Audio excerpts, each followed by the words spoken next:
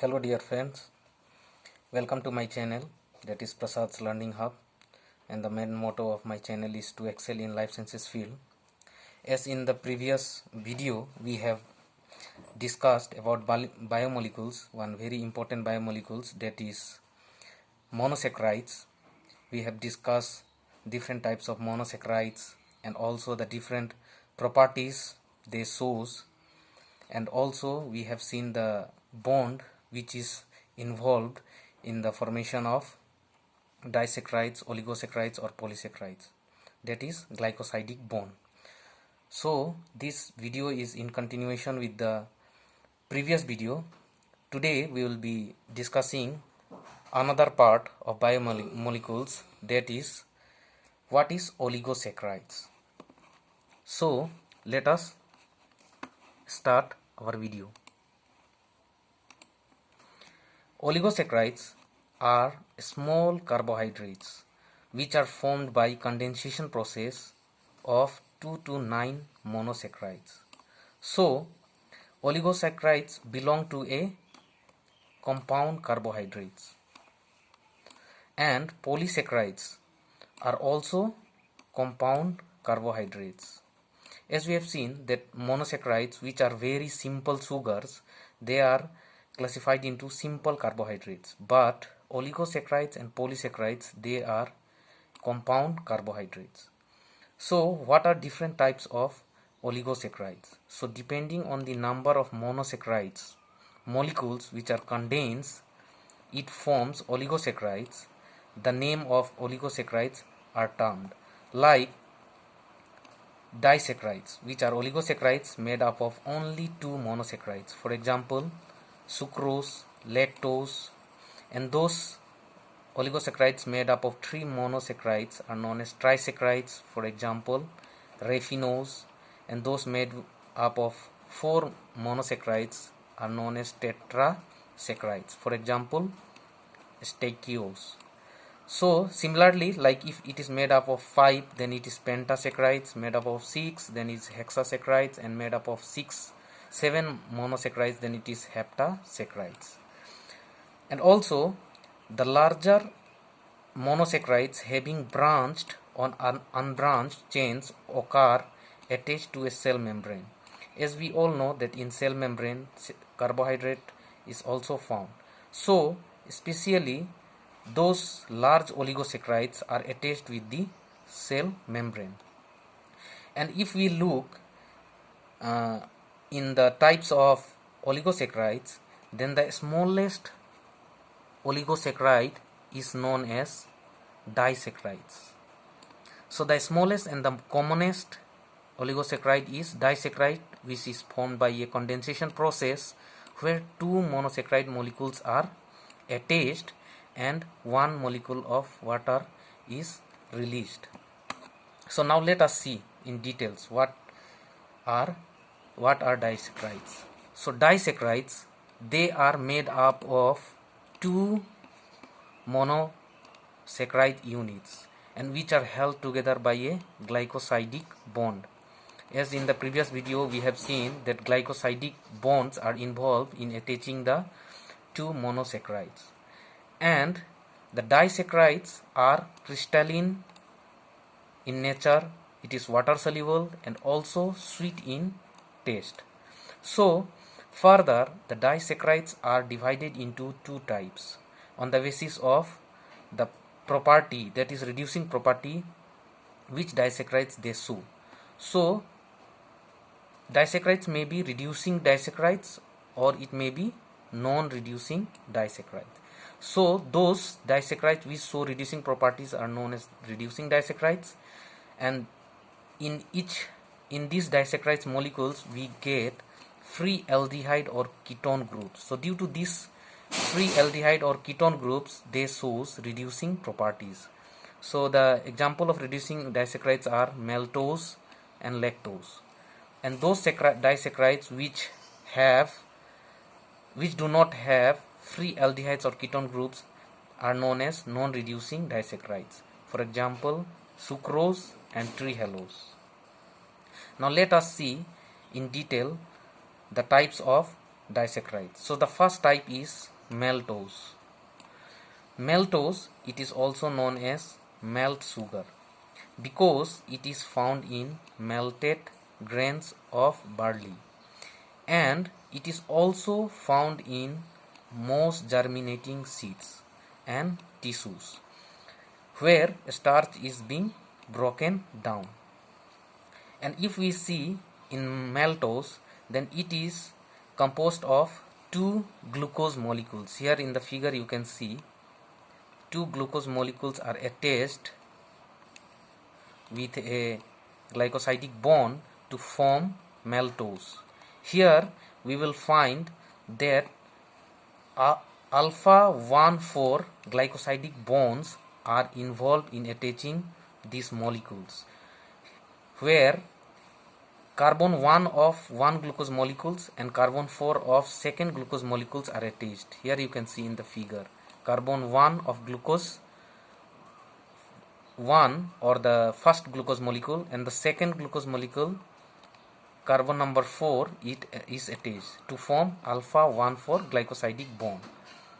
The free aldehyde group present on carbon 1 of second glucose gives reducing properties to these maltose disaccharides. Here you can see the second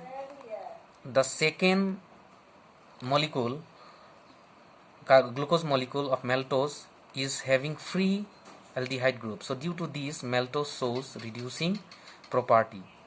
And there is also another type of disaccharide, maltose, which is known as isomaltose.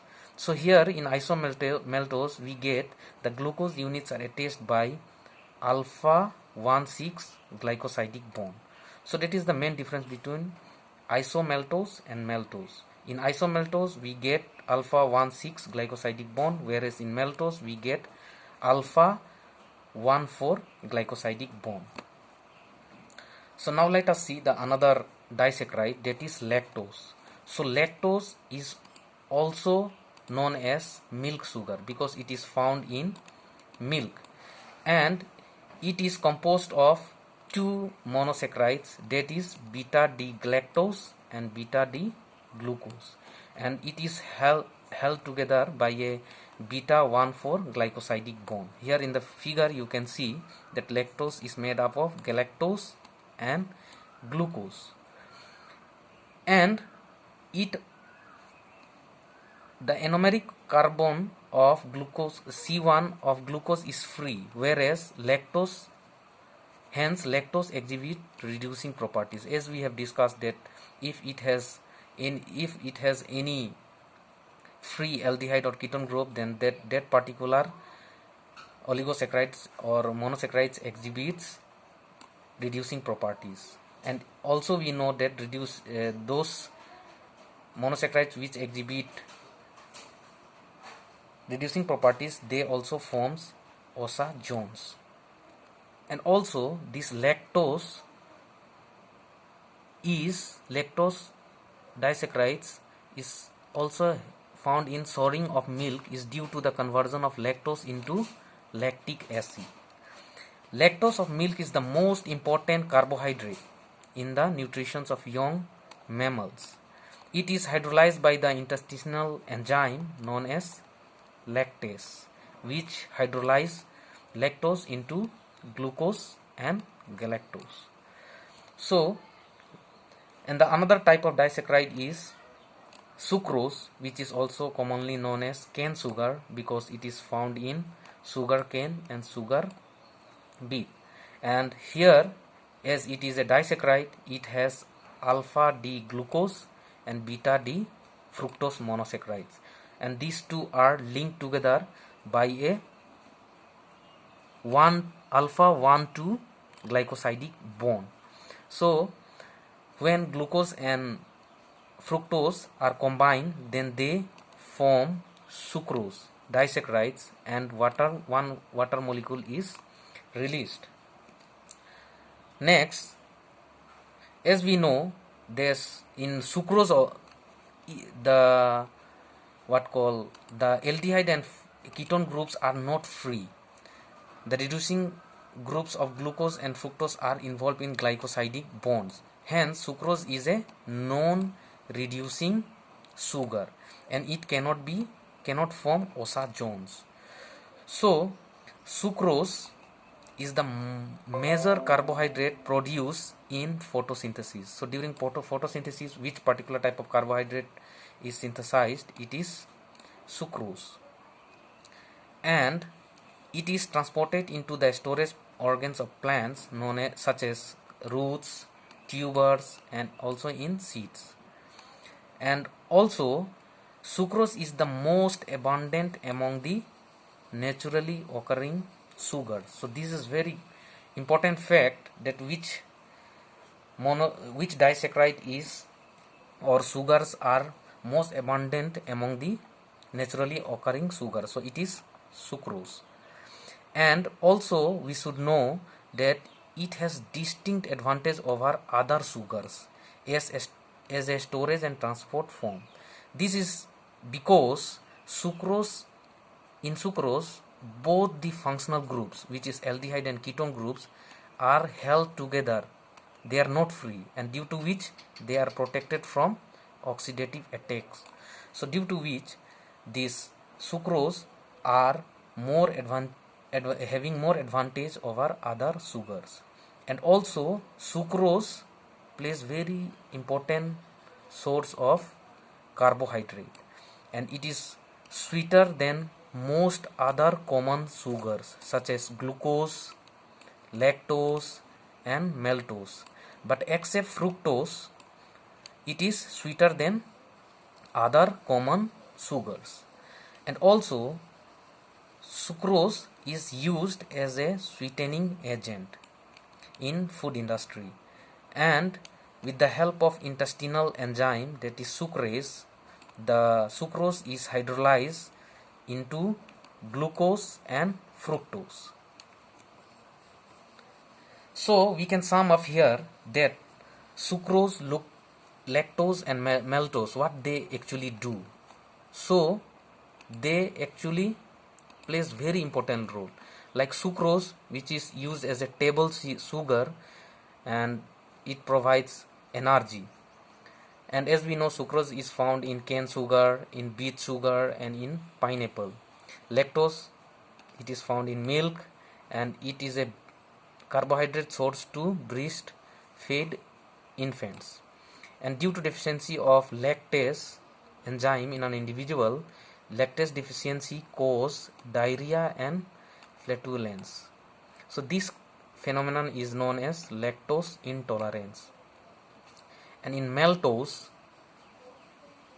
maltose is formed by starch hydrolysis, and also it is found in germination seeds. And most importantly, it is an intermediate in the digestion of starch. So here I would like to stop my video, and these are some important parts of oligosaccharides. And in the next video we will be discussing about polysaccharides, and also the different types of polysaccharides like starch, glycogen, cellulose, chitin.